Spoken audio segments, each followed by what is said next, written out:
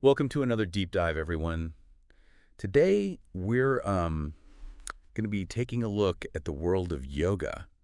Okay. But we're not just looking at, the poses and the postures. We're hmm going way deeper, We're going into the philosophy, the history, how this practice has changed over time. Right. And we're doing this through a really cool lens. Yeah. We're using this book, My Father's Yoga, by TKV Desikachar. Oh, cool. And it's this intimate look at his father, Mm-hmm. Shri Krishnamacharya, who, Hmm. very, very influential, very important yogi. Yeah. Yeah. One of the most important in modern yoga, for sure. For sure, yeah. So we're really looking at it through the eyes of his son and his student, Yes, exactly. which is, fascinating. Yeah, it's so cool because, I love, books about practices and stuff, Yeah. but it's really cool to see it through the eyes of someone. Yeah. Get that personal side. Yeah, especially a son. Yeah. And someone who is so close to him. Exactly, yeah. So, yeah, this deep dive is really unique because it's not just like a how-to book, right? It's like a memoir almost, Yeah. through this son who's Yeah. like grappling with this legacy of his father. Mm-hmm. Yeah, that's a great way to put it. It is. And, we even get to see glimpses into other, Yeah. big names in yoga, like BKS Iyengar, Oh, right. who is actually also taught by Krishnamacharya. That's right. Yeah, I forgot about that. It's really cool. So where do we even begin Oh, with so- all of this? Desikachar starts by questioning the term yogi. Interesting. Why? Yeah. And he expresses humility about judging his own father's yogic status. Oh, wow, that's interesting. Like, should he even be the one to say if his dad was a yogi or not? Huh. Why would he even question if his dad was a yogi? Yeah, well, he brings up these two definitions of a yogi from the Bhagavad Gita. Okay. And one describes a yogi as someone who's like striving for mastery. Mm. They're on the path. And the other one says it's someone who has achieved like this divine state. Okay. So it's less about, are you or aren't you a yogi? Yeah. It's more about where are you on this spectrum, on this journey. I see. So it's less about bending like a pretzel. Right.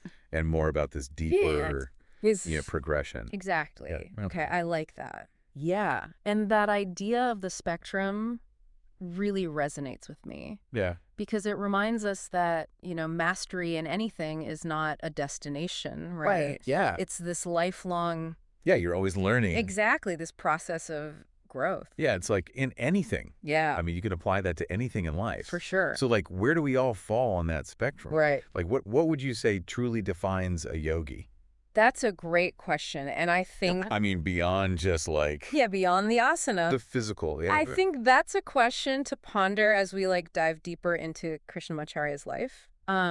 Desikachar reveals all this interesting stuff about his father's lineage. Oh, okay. Like we find out that Krishnamacharya was connected to this text Yes. called the Yoga Rahasya. Okay. And it was written by this Yogi Nathamuni way back in the 7th century. Wow. Okay. And it was never published. Interesting. But it seems like it was really central to how Krishnamacharya taught yoga. A secret ancient yoga text. Yeah, pretty much. Sounds kind of like Indiana Jones. I know, right? What kind of secrets do you think it holds? Who Yeah. knows? That's part of the allure, right? Right. But Desikachar does specifically say that, this text talks about how important the breath is Okay. in asana. So like the poses. Exactly, the poses, yeah. Okay. So it makes you wonder, how much did that shape the way we practice yoga today? That's a good point. Yeah. Yeah. So we have this cool lineage. Yeah. But what about Krishnamacharya himself? Yeah. What was he like as a person? Well, Desikachar paints this picture of a man with incredible strength and discipline. Right. Even in his later years, he was holding headstands for a really long time. Wow. He was doing all these advanced techniques Mahamudra and Padmasana, even at 99 years old. Oh my gosh, that's insane. I know. Most people at that age are just trying to get around. I know. It's amazing. And he's doing, wow. Okay, so how did he maintain Right. that kind of vitality? Well, Desikachar talks about how, Yeah. even in his 90s, he was carrying these heavy water loads. Really? Yeah, over long distances and Wow. enduring all these demanding rituals. Huh. So, yeah, he was really strong. Okay, so it wasn't just like he was, No.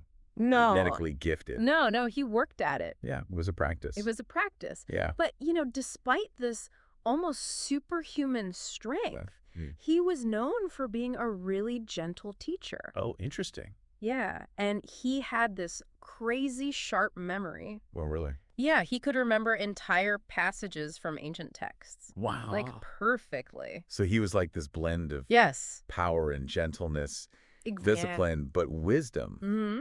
I can see why people were drawn to him. Yeah.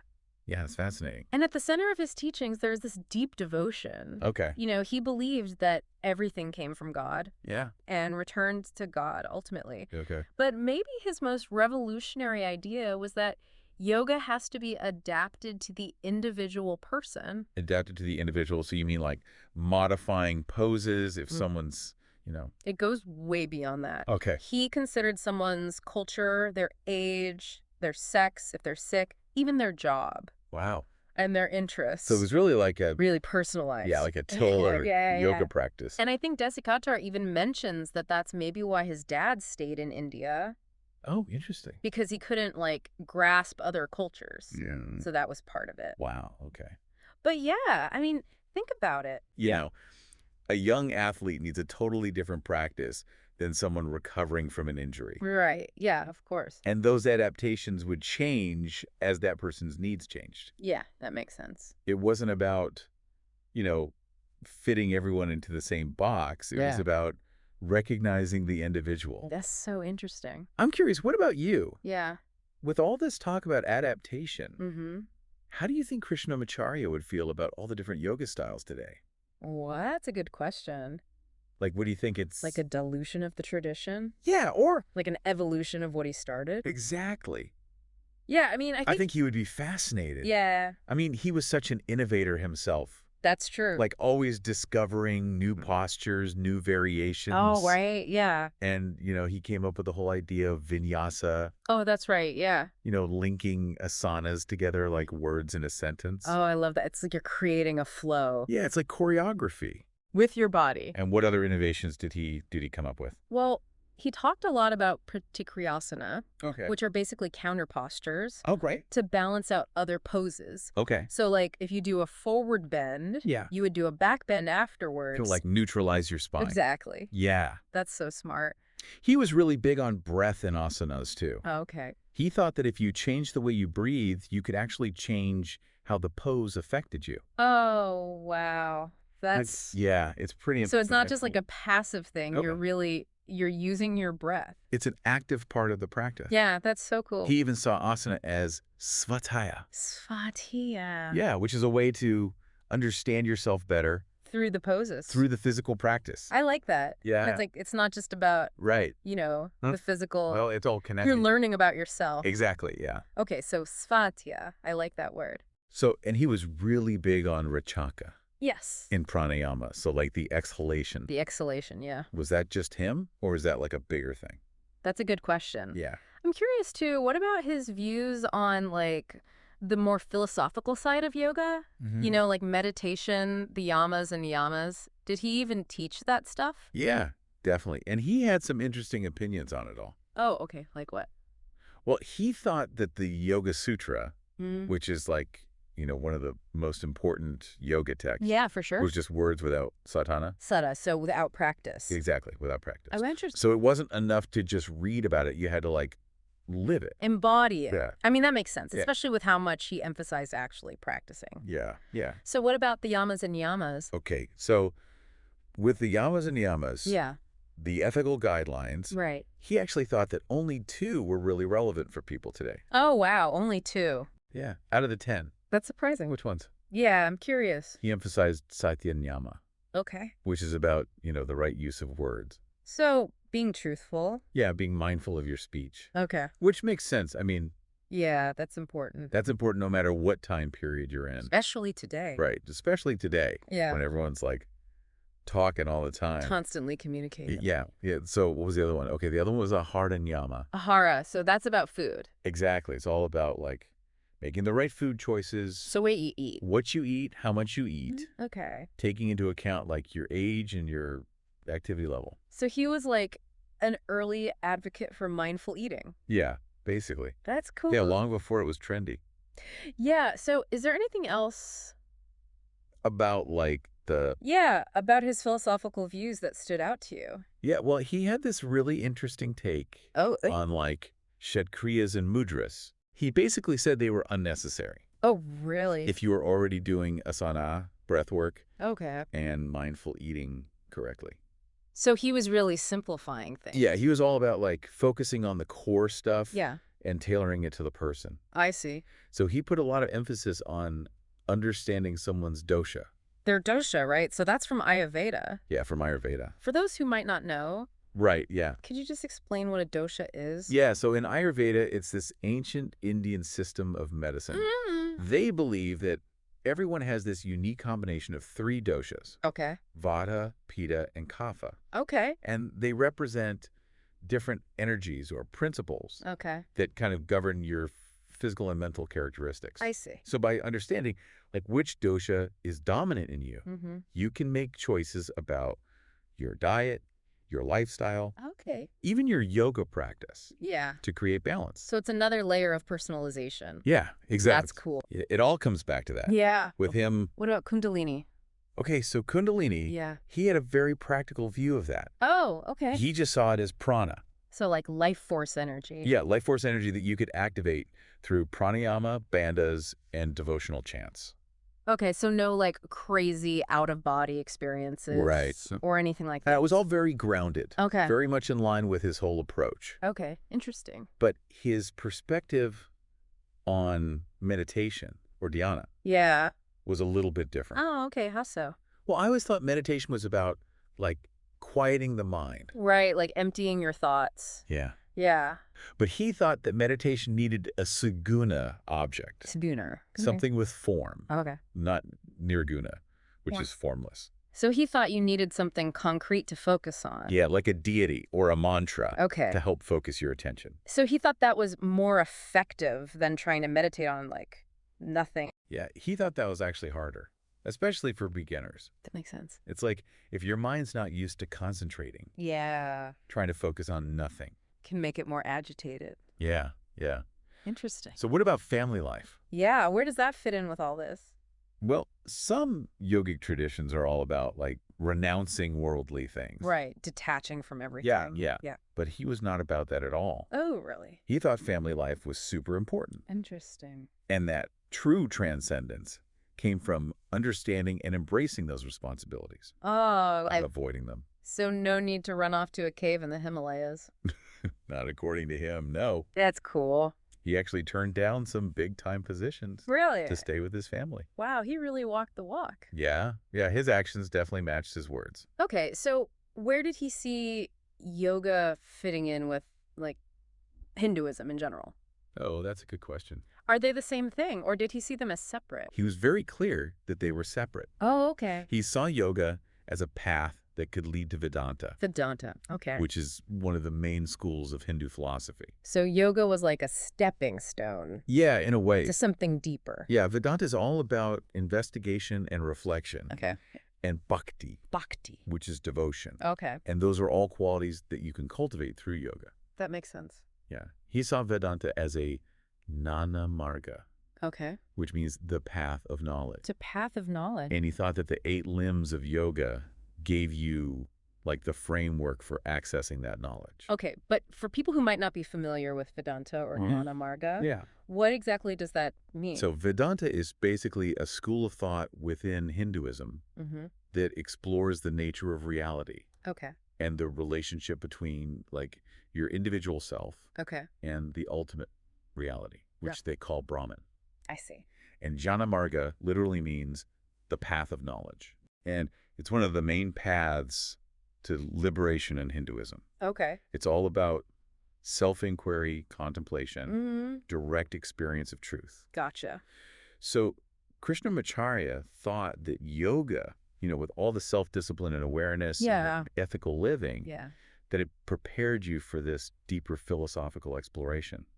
So yoga lays the groundwork Yeah. for that journey. Yeah. It's amazing how he tied all of these things together. Yeah, it is. It's incredible. And this is just the beginning, right? Oh, yeah. We've got so much more to uncover Okay. about Krishnamacharya and his teachings. I'm excited to keep going. Yeah, me too. Welcome back to our deep dive into my father's yoga.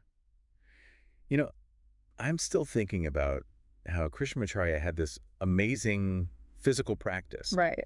but also this deep philosophical knowledge. It's pretty remarkable, right? Yeah, it's like, how did he blend those two worlds so seamlessly? It really gets to the heart of what he taught, you know? Yeah. He didn't just see yoga as, stretching and poses. It was a way to, understand yourself better. Right, to reach that Jnana Marga. Exactly, that path of knowledge we talked about. Right, when we talk about how he believed that, like, all 8 limbs of yoga Yeah. could help you achieve that understanding. Mm-hmm. But I feel like, sometimes it's easy to get caught up in the physical aspects of yoga. Sure. Especially with so much focus on asana today. Oh, yeah, definitely. How did he bridge that gap between, the physical practice and the philosophical side of things? Well, I think one of the key ways he did that was through the yamas and niyamas. The ethical guidelines. Right, exactly. But he only felt 2 were relevant today. Yeah, just those 2, but they're powerful. We talked about satya niyama. Right, speech. But I'm still a little fuzzy on ahara niyama. Oh, yeah, right, food choices. Yeah. Did he ever, give specific guidelines Mm-hmm. for what's considered right food? He didn't really give, strict rules, Okay.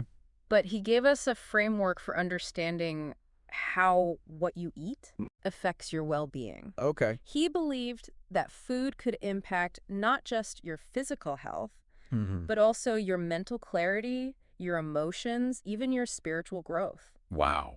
Okay. Yeah, he saw food as prana. Life force energy. Exactly. And he said that choosing foods that really nourish you Okay. on all those levels. Okay. That's a really important part of yoga. It's like you have to be mindful of what you eat. Exactly. It's not just about, losing weight or whatever. Hey, it's deeper than that. You're really trying to understand how food affects you. Yeah, how it impacts your whole being. Yeah, that's cool. It's like that whole gut-brain connection they talk about now. Right, how what's happening in your gut can affect your mood and everything. Exactly, and your immune system. It's crazy how this ancient wisdom I know, right? is now being backed up by science. Totally. And Krishnamacharya was, way ahead of his time Yeah. in recognizing that connection between your physical and mental health. Mm. I'm also really interested in how he emphasized adapting yoga to each student. Right. Did that apply to ahara niyama as well? Oh, absolutely. So, different recommendations based on your lifestyle and all that? Yeah, he took everything into account. Okay. He incorporated a lot of Ayurvedic principles, Right. recognizing that, right food looks different for everyone. Yeah, depending on your dosha and everything. Exactly. Your age, your activity level, even the climate you live in. Can you remind me, what exactly is a dosha again? Yeah, so in Ayurveda, there are 3 doshas. Okay. Vata, Pitta, and Kapha. Right. And everyone has this, unique combination of those 3. Okay. And they represent these different energies Yeah. that affect your physical and mental characteristics. I see. So knowing your dominant dosha can help you make choices that bring you more balance. Like what you eat, how you live, Exactly. even what type of yoga you practice. Yeah, all of that. Wow, he really thought about everything. He was a brilliant synthesizer, bringing all these different systems of thought together. Yeah, I love that.